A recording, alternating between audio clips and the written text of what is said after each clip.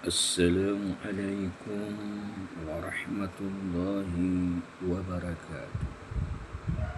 Alhamdulillahil muta'anil mannan al-wahidil ahadil karimid dayyan allazi la nussana alaihi wa huwal badi'u bil ihsan.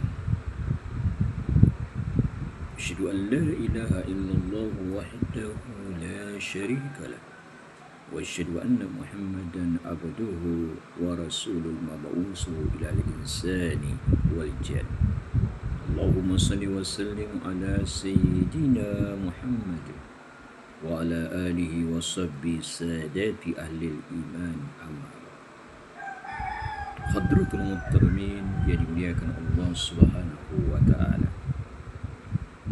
kita sering mendengar kata rahmat Allah, khususnya apabila di antara kita sering mendoakan dengan ucapan Assalamualaikum warahmatullahi wabarakatuh.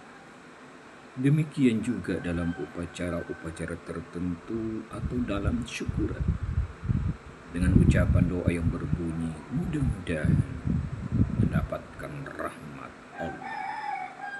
Apa sebenarnya rahmat Allah itu? Rahmat Allah menurut bahasa artinya berkasih sayang Allah kepada makhluknya, khususnya terhadap manusia. Oleh sebab itu setiap manusia pasti mengharapkan rahmat Allah. Apalagi orang mukmin setiap saat berdoa agar Allah Subhanahu wa Ta'ala menurunkan rahmatnya baik lahir maupun batin, dunia dan akhirat.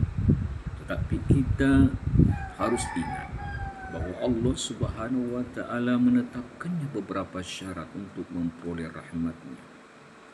Tanpa mencukupi dan memenuhi syarat itu, jangan berharap mendapatkannya. Saudaraku yang dimuliakan Allah Subhanahu wa Ta'ala, marilah kita perhatikan firman Allah dalam Al-Quran surah At-Taubah ayat 20 sampai ayat 21. A'udzubillahi minasyaitonir rajim. Bismillahirrahmanirrahim.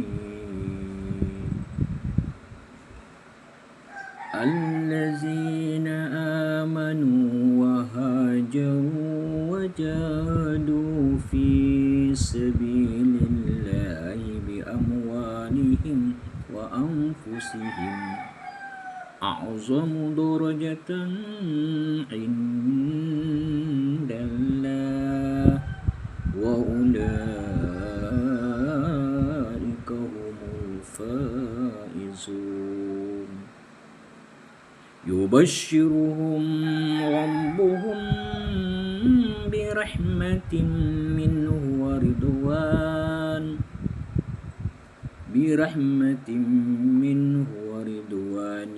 وجنات لهم فيها نعيم مقيم.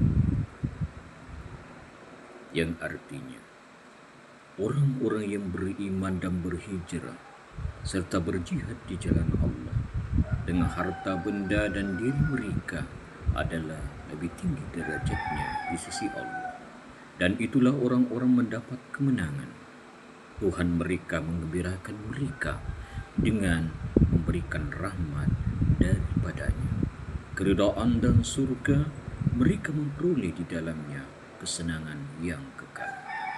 Hadirin rahimahullah, berdasarkan ayat itu, untuk memperoleh rahmat Allah harus kita memiliki 3 syarat, yaitu harus ada iman, hijrah, dan jihad fi sabilillah. Yang menjadi masalah sekarang adalah apa iman itu, bagaimana yang disebut hijrah, dan kepada siapa kita harus berjihad. Iman menurut bahasa berarti membenarkan dengan hati atau mempercaya Arti iman itu menurut syarat sebagaimana sabda Rasulullah sallallahu alaihi wasallam. Al-imanu ma'rifatun bil qalbi wa qawlun bil lisani wa amalun bil arqan. Iman adalah diyakini dengan hati, diucapkan dengan lisan, dan diamalkan dengan anggota badan. Hadirin, ini muliakan Allah Subhanahu wa taala.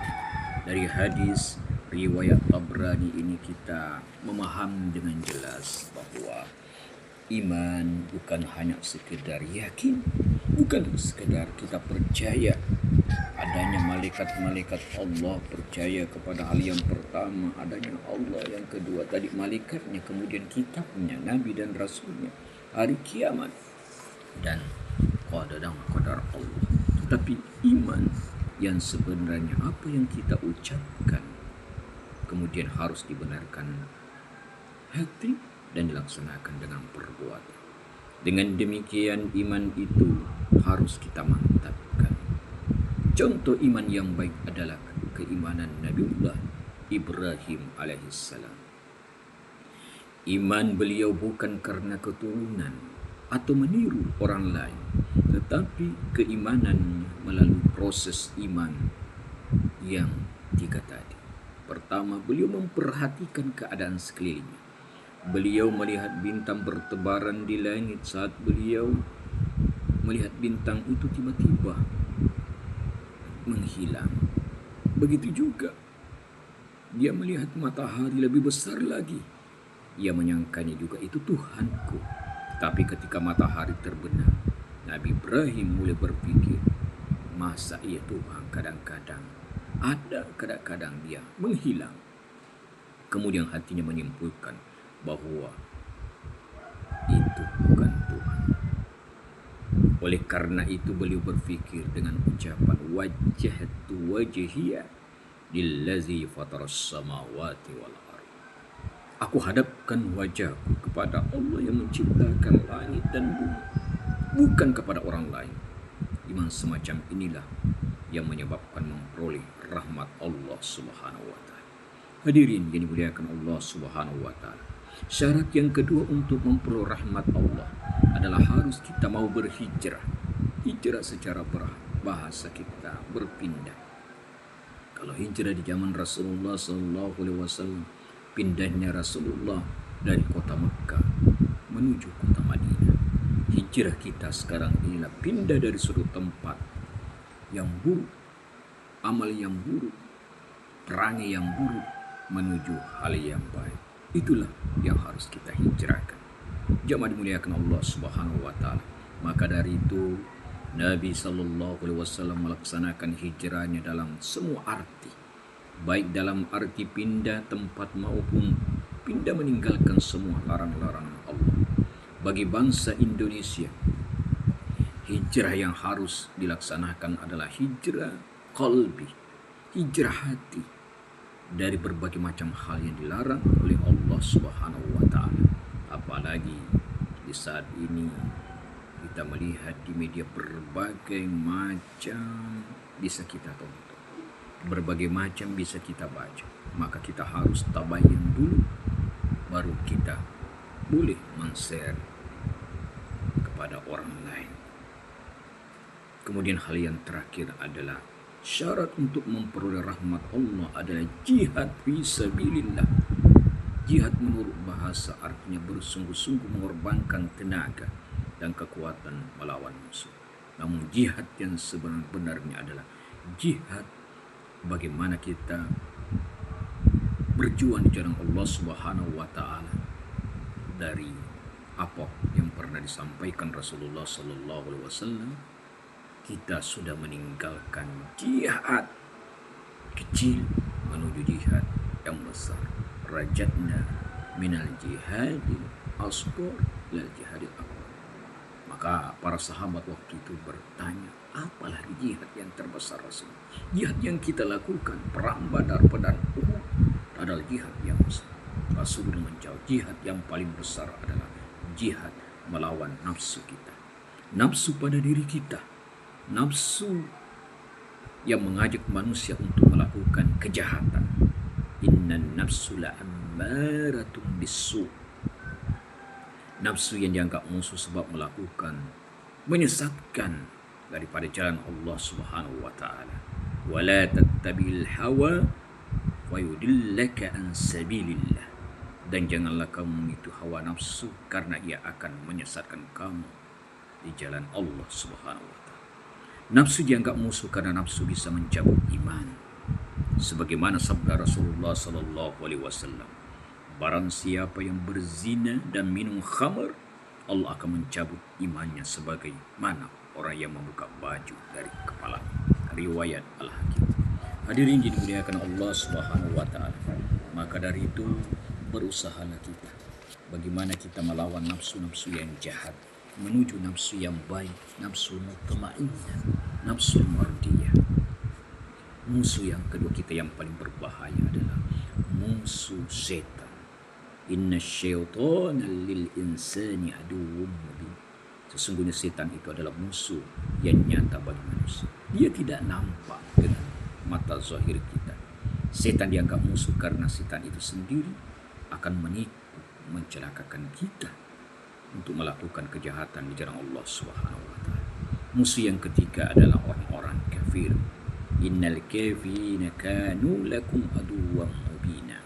Sesungguhnya orang-orang kafir itu adalah musuh yang nyata bagi.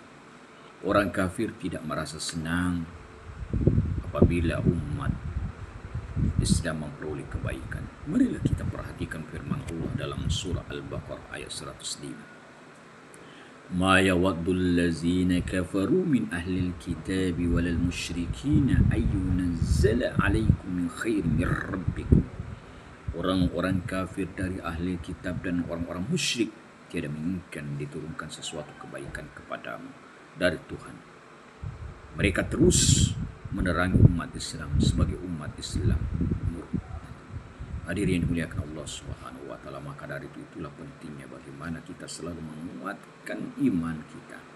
Kita selalu berhijrah, kita berjihad jalan Allah Subhanahu wa taala. Kuatkan bagaimana persaudaraan kita, persahabatan kita, pertemanan kita, agar kita selalu menjaga kekuatan iman kita dan meningkat daripada kualitas takwa kita kepada Allah Subhanahu wa taala. Golongan yang keempat, musuh yang paling berbahaya adalah orang-orang munafik. Orang-orang munafik dianggap musuh karena dinyatakan oleh Allah Subhanahu wa taala dalam surah Al-Munafiqun ayat 4 bahwa mereka itu musuh. Maka kita semua harus waspada. Munafik dianggap musuh karena selalu menipu umat Islam. Dia bermuka dulu. Di depan kita dia baik, namun di belakang kita dia menceritakan keburukan kita, kejelekan kita. Dia membuat tempat-tempat dia berkotak-kotak. Inilah yang paling berbahaya daripada orang-orang kafir. Kalau orang kafir jelas musuh kita. Kaum Yahudi sudah jelas musuh-musuh kita. Demikianlah musuh-musuh yang nyata dalam Islam. Maka menurut syarat jihad itu berarti kita benar-benar bagaimana kita mengorbankan tenaga kita, kekuatan kita, pikiran kita, jiwa raga kita untuk menghancurkan segala macam kejahatan. Baik yang datangnya dari nafsu diri kita sendiri, dari setan, maupun yang berasal dari orang kafir dan kaum al-munafik. Allah Subhanahu wa taala menjanjikan terhadap orang yang melaksanakan 3 perkara tadi, iman, hijrah, jihad, akan diberikan kedudukan tinggi di sisi Allah, diberikan kebahagiaan, rahmat, keridhaan Allah. Akhirnya berhak bagaimana menerima hikmah dan rahmat yang sempurna, yaitu surga Allah Subhanahu wa taala. Min tamamin ni'matin dukhulil jannah wal fawzu minan nar. Dan dari kesempurnaan nikmat adalah masuk surga dan selamat dari api neraka. Mudah-mudahan kita semuanya tergolong dari hal demikian dan dapat kita aktualisasikan bagaimana menerapkan dalam kehidupan kita sehari-hari. Pentingnya iman, pentingnya kita berhijrah, pentingnya kita selalu jihad fisabilillah. Kesimpulannya, jemaah dimuliakan Allah Subhanahu wa taala, dengan iman hidup kita akan terarah. Dengan hijrah hidup kita akan bahagia. Dengan jihad fisabilillah hidup kita akan mulia. Demikian Al-Fakir dapat sampaikan. Kita tutup dengan doa kafaratul majlis. Subhanallah wa bihamdika asyhadu an la ilaha illa anta astaghfiruka wa atubu ilaik. Ya benar dengan Allah Subhanahu wa taala ketika ada kehilafan itu dari khilaf Al-Fakir sendiri dan mohon dimaafkan, dan kepada Allah Subhanahu wa taala Al-Fakir mohon ampun. Wabillahi taufiq wal hidayah wa ridha wal inayah. Assalamualaikum warahmatullahi wabarakatuh.